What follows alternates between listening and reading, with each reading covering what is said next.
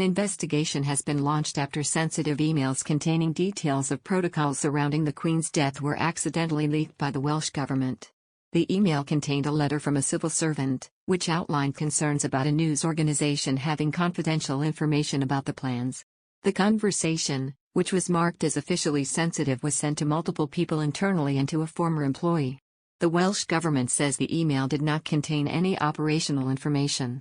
Prince Harry needs to stay on board with the Queen, according to a royal expert who believed the Duke and Duchess of Sussex have gone to great lengths to distinguish between criticism of the monarchy as an institution and the Queen herself. Royal correspondent Richard Palmer told the Express's Royal Roundup that he expected Prince Harry to return to the UK without Meghan. Speaking to host Pandora Forsyth, he said, "I think he needs to stay on board publicly, at least with the Queen. He has been very clear in trying to distinguish between criticism he and Meghan have made of the institution with criticism of the Queen.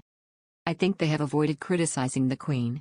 It comes as Prince Harry surprised Invictus Games Team UK competitors with a video call as members gathered for a final training camp before the event takes place in the Netherlands later this month.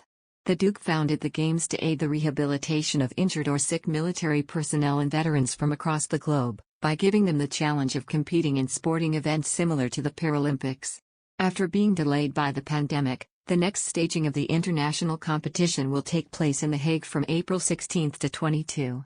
The room erupted in laughter when Harry commented on the fact the competitors had had 2 years to prepare for the Games and that therefore fitness should not be an issue. "You realize that no one, not just you guys, no one's got any excuses for not being fit now," he joked. Harry also inquired about former Royal Army Physical Training Corps instructor Vic Wales, who was one of the instructing staff while he was a cadet at Sandhurst. "Is my PTI from Sandhurst in here somewhere?" Harry asked, before spotting her and exclaiming, "There she is." He said, "I can't believe after, how many years, 15 years, our paths are about to cross again. You used to shout at me so much." Harry appeared to be told that he needed it, as he then said, "I needed it. Yeah, cool. That's also fair enough." Meghan Markle was loved by the Queen when she first joined the royal family, but things changed when the former actress wanted to rewrite the rules, a royal expert has claimed. Meghan reportedly began dating Prince Harry after being introduced by a mutual friend on a blind date in July 2016, before she was officially welcomed into the royal family at the couple's lavish wedding ceremony in May 2018. Before the Sussexes departed from royal life in early 2020, Meghan reportedly got on well with the Queen, admitting in her infamous Oprah Winfrey interview that the monarch had been wonderful to her. But, since moving to the US to set up a new life as a celebrity, Meghan has not returned to the UK to visit the monarch, and decided not to attend a memorial service for Prince Philip last month. Now, royal author Tom Quinn has looked back on the reception Meghan received from the press and the royal institution. "There's a process of, we build them up, and then we knock them down," he told the Royally Obsessed podcast. It happened very much with Meghan Markle.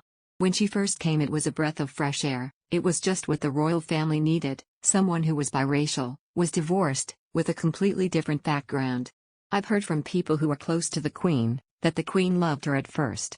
But of course the royal family wants people who come into it to obey the royal family's rules, and I think Meghan wanted to rewrite the rules. That was never going to be allowed to happen. So, initially the press did more or less what the Queen did.